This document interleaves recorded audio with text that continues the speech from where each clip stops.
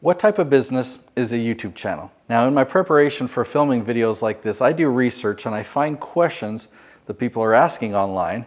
I know all about YouTube and YouTube business and what type of business a YouTube channel is, but as I was trying to think, well, what are you exactly asking? You might be asking, well, should I set up an LLC or a sole proprietorship? Is this a corporation? What type of business is it? Or you might be asking, how do I create a business? Or is YouTube a business already?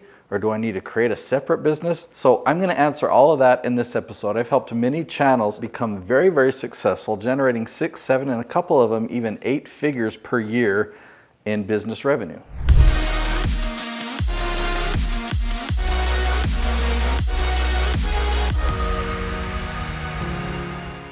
So what I'm going to share in this episode are 2 things. One, I'm going to cover what are the elements necessary to have a successful business, and what are the elements necessary to have a successful YouTube channel, and how do they fit together.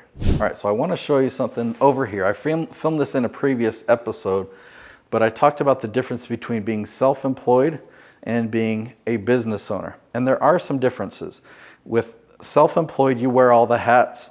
You work in your business. I kind of wrote it wrong, but you work in your business here. You run a system and you feel like no one can do it like you. So I'll just give you an example. I originally wanted to be a dentist. I'm very glad I'm not a dentist, but I did get a degree in human biology. If I were a dentist, I would be self-employed and I would be the one drilling and filling the teeth. Now, granted, this is a spectrum, okay? So how self-employed are you and how much are you a business owner? As a dentist, you're kind of in the middle, a little bit more on the self-employed side, because you hire the dental hygienist, you hire the receptionist and the assistants, you hire a crew to do the cleaning of the dental practice. But there's a lot of hats that I still wear. I would still be the one drilling and filling the teeth. Like, I'm the only one that can do that, right? I'm the one that does the cavities or does the crowns or whatnot. So there's a system that's created, and as a business owner, I could train my staff, I could hire them, I could build that team, and I could work on my business. That part is creating those systems. How do I train a new hire? What do they do? What systems do they run so that I can take off some of those hats? So that's the difference between being self-employed and a business owner. The biggest difference is, if I leave, can the business still run? What if I took a week vacation? If there's no one else that can do it like me, if there's no one else that can drill and fill the teeth, then business is out for that week. All my team basically has to take the week off. But if I'm a business owner, I could hire other dentists. So if I take a week vacation, there's another dentist there that can drill and fill the teeth. Now, talking about YouTube, most YouTubers are self-employed.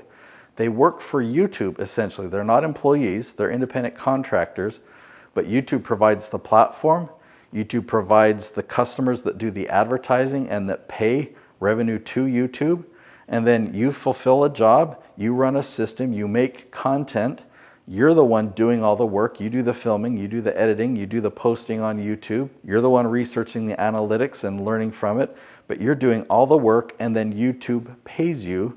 So you've created yourself your own job, you're self-employed. Versus a business owner, you can build a team, you can create systems, you can hire people that are specialists. So let me give you an example of Noelle Randall. She teaches coaching on how to do Airbnb real estate. So she's built a team. She's built a team of coaches from her successful students. So she records videos on YouTube. So in that sense, she's self-employed. She's the one on camera. But she's a business owner because it's her team that does the strategy sessions. It's her team that does most of the coaching. She's worked on her business in creating a course and programs and video recordings that her clients can go through, but she only has to do that one time. And then her team is the one that sends those out and does the accountability with her clients. Okay, so clearly I'm biased. I love business ownership.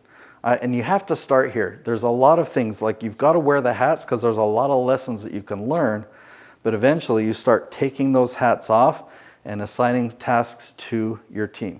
So I've got a couple more examples that I want to share just from my own business. So when I started my company 14 years ago, the service that I offered was custom website design. Now, I got my first 2 clients by advertising on local classifieds.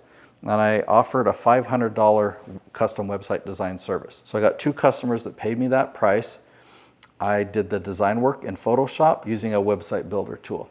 And I delivered that to them and they were happy, right? So I had 2 happy clients. I then quit my job and I went full time, but I hired graphic designers. I hired people that were better than me at graphic design work, people that knew how to use Photoshop much better than me, but I trained them on my system. My system had 4 steps. Step 1, have my clients provide examples of websites that they liked and loved and describe why they like it. Then we would design mock-ups. We would design several mock-ups to incorporate all those design ideas. We would then show those to our clients and say, here's some mock-ups. What do you like? What do you not like? Then we would turn those mock-ups into a functional website that was more like a shell, and then we would put in all their content. We'd put in their photos, we'd put in, the information about them on the About Us page and their contact information on the Contact Us page. We'd put their promo video on the home page, right? So I created this 4-step system, but I hired different team members to run those steps. So that's an example of me transitioning from self-employed to a business owner. Here's another example. So today, and for the last decade, my business has offered YouTube production. So that means filming and editing. So in the beginning, I did everything. And pretty quickly, I was able to hire editors. So I would do all the filming. I'd do the lighting, I'd do the setup, I'd do the coaching of the clients. I would coach them on filming day, and then I would sort and upload all that footage to my editing team. They would upload it, but then I would still design the thumbnails. I would post the videos to YouTube, but little by little, all those additional responsibilities I would hire different team members for. So today, I've got a team of 30 people, 23 of which are in the Philippines, that do the filming, that do the editing, that do the thumbnail design, that do the launch on YouTube. The role that I've kept for myself, where I am still self-employed, I provide the coaching to my clients, but then everything else, I'm a business owner. So coming back to the question in the beginning, what type of business is a YouTube channel? Well, you're either self-employed, it's like a self-employed business if you're just focusing on ad revenue or sponsorships, right? And you can grow that, you can hire a team, but you can also create a business and leverage YouTube to generate leads for your business. And that's actually what I've done. I've mentioned building 7- and 8-figure revenue streams. Let me show you how I did that. So I have a 9-step system that I follow with all the channels that I produce, where we do keyword research and we find the questions that people are asking on Google and YouTube. Then we outline answers to those questions. We film it in 3 different parts. We film the intro, we film the content, and we film a call to action. We design a curiosity creating thumbnail. We launch the episode with the question as the title. Very, very important. That's why this step is so key. We get people to join our email list. That's what this call to action does. So we nurture them on email, and we have a working sales funnel. There's a lot that goes into this step. This whole process, we need to have a focus on search, not on suggested traffic, not on viral traffic, but if our focus is on search, we can follow these steps and we can track this in the YouTube analytics.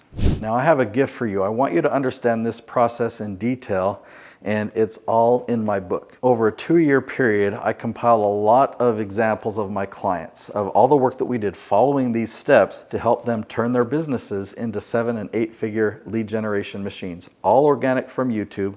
And it's all in this book, and this is my gift to you. If you go to natesyoutubebook.com, now you'll notice that I expect you to cover the printing and the shipping. No profit to me when you get this at natesyoutubebook.com. I just want you to leverage YouTube to grow your business. So that's my gift to you.